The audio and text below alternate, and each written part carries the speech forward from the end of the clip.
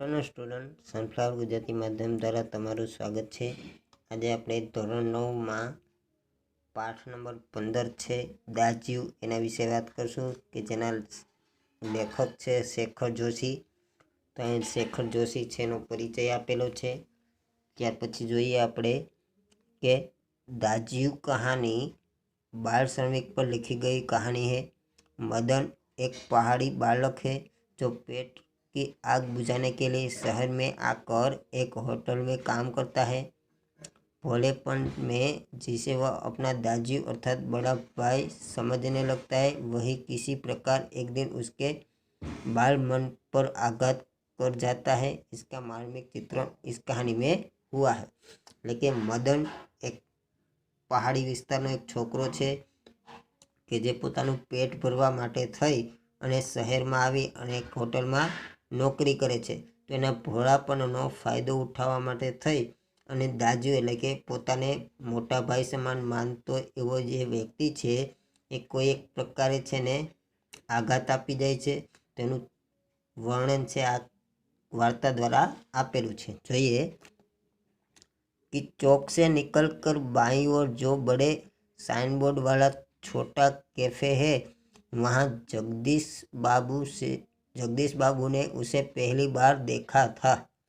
એટલે કે ચોક આપણે જે ચાર રસ્તા કહીએ ને ચોક, તો चौक से निकलकर बाईं ओर जो बड़े साइन वाला बोर्ड वाला छोटा काफे है, वही जगदीश बाबू ने उसे पहली बार देखा था। गोरा चिट्टा रंग, नीली सफा आंखें, सुनहरे बाल और चाल में एक अनोखी मस्ती पर शिथिला नहीं। कमल के पत्ते पर फिसलती हुई पानी की बूंद की सी फुर्ती, आंखों की चंचलता देखकर उसकी उम्र का अनुमान केवल 9-10 साल वर्ष ही लगाया जा सकता था और शायद ही यही उम्र की उसकी रही होगी। એટલે કે આ જે મદન છે તો એ મદન જ્યારે શહેરમાં આવ્યો ત્યારે એણે આ જગદીશ બાબુ છે એને પહેલી વખત જોયો અને ત્યાર પછી જે મદન છે એનું અહીંયા ચિત્રણ આપેલું છે, એટલે કે કેવો દેખાતો છે, એની ઉંમર કેટલી છે, બરાબર, વગેરે બધું। ત્યાર પછી જોઈ अर्धजली सिगरेट का एक लंबा कस खींचते हुए जब जगदीश बापू ने कैफे में प्रवेश किया तो वह एक मेज पर से प्लेटें उठा रहा था और जब वे पास ही कोने की टेबल पर बैठे तो वह सामने था।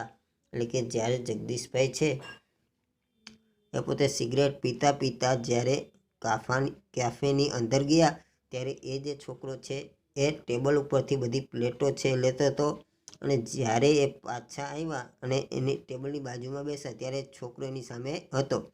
मानो घंटों से उनकी उस स्थान पर आने वाले व्यक्ति की प्रतीक्षा कर रहा हो। वह कुछ बोला नहीं, हाँ नम्रता प्रदर्शन के लिए थोड़ा झुका और मुस्कुराया पर था, पर उसके इन्हीं मौन में से सारा मीनू समाहित था। सिंगल चाय का ऑर्डर पाने पर वह एक बार पुनः मुस्कुराकर चल दिया और पलक झपकते ही चाय हाजिर थी। એટલે કે એને ચાય એક પે ચાલીનો ઓર્ડર આપ્યો અને એ ઓર્ડર જ છે એટલે કે એક જ વારમાં ચા છે એની પાસે હાજર થઈ ગઈ। मनुष्य की भावनाएं बड़ी विचित्र होती है। निर्जन एकांत स्थान में निःशब्द न होने पर भी कभी कभी आदमी एकांकी अनुभव नहीं करता। लगता है इस एकांकीपन में भी सब कुछ कितना निकट है, कितना अपना है। कि कोई व्यक्ति છે એ એકલો હોય ત્યારે ને એવું લાગતું નથી કે એ એકલો છે, લોકો બધા એની પાસે હોય છે, એનું એકલાપન છે એ રહેતું નથી। परंतु इसके विपरीत कभी कभी सैकड़ों नर नारियों के बीच जनखंड वातावरण में रहकर भी सुनेपन की अनुभूति होती है। क्यारेक एवा पण व्यक्ति होय के जे आ समाजमां साथे रहता होय, लोकोनी पासे होय छतां पण ते एकलतानो भाव छे महसूस करता होय छे। लगता है तो जो कुछ है वह पराया है, कितना अपलवनहित, पर यह अकारण ही नहीं होता। इस एकाकीपन की अनुभूति इस अलगाव की जड़ें होती है। विछोह या विरक्ति की किसी कथा के मूल में है। जगदीश बाबू दूर देश से आए हैं, अकेले हैं। चौक की चहल पहल, कैफे के शोरगुल में उन्हें लगता है यह सब कुछ अपर्यावरणहीन है। शायद कुछ दिनों रहकर अभ्यस्त हो जाने पर उन्हें किसी वातावरण में अपनेपन की अनुभूति होने लगे, पर आज तो लगता है यह अपना नहीं, अपनेपन की सीमा से दूर कितना दूर है। और तब उन्हें अनायास ही याद आने लगते हैं अपने गांव पड़ोस के आदमी, स्कूल कॉलेज के छोकरे, अपने निकट शहर के कैफे होटल। એટલે કે જે જગદીશભાઈ છે તે બહારથી આવેલા હતા। હવે એ જ્યારે આ કાફે ઉપર જાય છે ત્યારે એની સામે એક છોકરો હોય છે કે જે 9 થી 10 વર્ષનો। ત્યાં જગદીશભાઈ છે બહુ એકલા જોવા મળે છે। ચાય સાહેબ, जगदीश बाबू ने राखदानी में सिगरेट झाड़ी। उन्हें लगा इन शब्दों की ध्वनि में वही कुछ है जिसकी रिक्तता उन्हें प्रबुद्ध अनुभव हो रही है। उन्होंने अपनी शंका का समाधान कर लिया। क्या नाम है तुम्हारा? मदन। अच्छा मदन, तुम कहाँ के रहने वाले हो? पहाड़ का हूँ बापूजी। पहाड़ तो सैकड़ों है, आबू, दार्जिलिंग, मसूरी, शिमला, अल्मोड़ा। तुम्हारा गांव किस पहाड़ में है? इस बार शायद उसे पहाड़ और जिले का भेद मालूम हो गया। मुस्कुरा कर बोला, अल्मोड़ा साहब, अल्मोड़ा। એટલે કે જે છોકરો મદન હતો એ અલ્મોड़ा પહાડનો હતો। अल्मोड़ा में कौन सा गांव है? विशेष जानने की गरज में से जगदीश बाबू ने पूछा। એટલે કે જગદીશ બાબુ છે એણે પૂછ્યું કે અલ્મોડામાં કયું ગામ? तो इस प्रश्न ने उसे संकोच में डाल दिया। शायद अपने गांव की निराली संज्ञा के कारण उसे संकोच हुआ था। इस कारण टालता हुआ सा बोला, वह तो दूर है साहब, अल्मोड़ा से 15-20 मील दूर। એટલે કે એ પોતાના ગામનું નામ છે એને સંકોચતા લેતા છે, કંઈક સંકોચ અનુભવતો હશે એટલા માટે એ વાતને ટાળતા એ જે છોકરો છે એ કહે છે કે સાહેબ એ તો ખૂબ દૂર છે, અલ્મોડાથી 15-20 મીલ આઘું છે। फिर भी नाम तो कुछ होगा ही?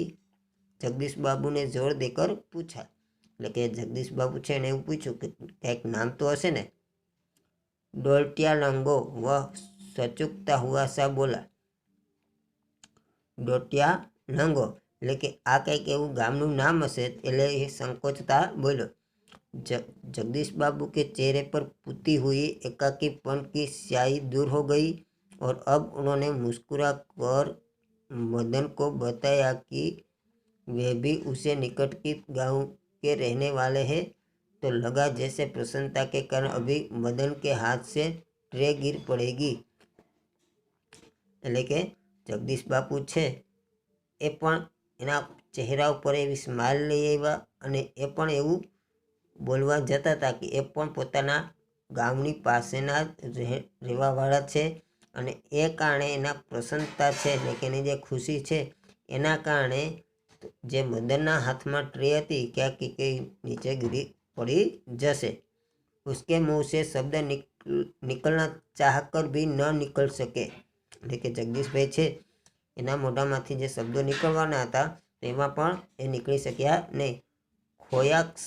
खोया सा वह अपने अतीत को फिर लौट कर देखने का प्रयत्न कर रहा हो।